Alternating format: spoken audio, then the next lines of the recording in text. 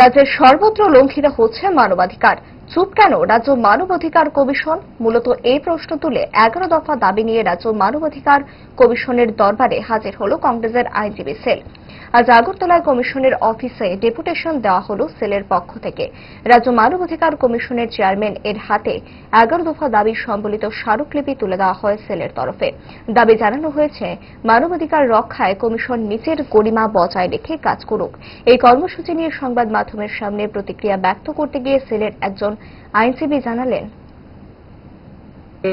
আমরা law and human rights and RTI department, এটা কংগ্রেসের একটা শাখা সংগঠন। আমরা দীর্ঘদিন ধরে অবজার্ভ করছি যে 2018-র পর থেকে যে এই সরকারটা আসার পর আমরা লক্ষ্য করেছি সারা রাজ্যেই মানবাধিকার লঙ্ঘিত হচ্ছে।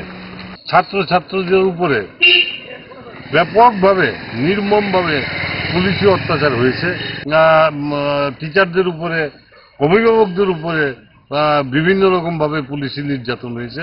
বিভিন্ন জায়গায় জায়গায় আপনারা দেখেছেন জার্নালিস্টের উপর আক্রমণ হয়েছে, তার কোনো প্রতিকার নেই। এবং রিসেন্টলি সোশ্যাল অ্যাক্টিভিস্ট শ্রীমতী মাধবী বিশ্বাস তার বাস্তব সত্যগুলি যখন সোশ্যাল মিডিয়াতে তুলে ধরেছে, তাকেও অ্যারেস্ট করা হয়েছে।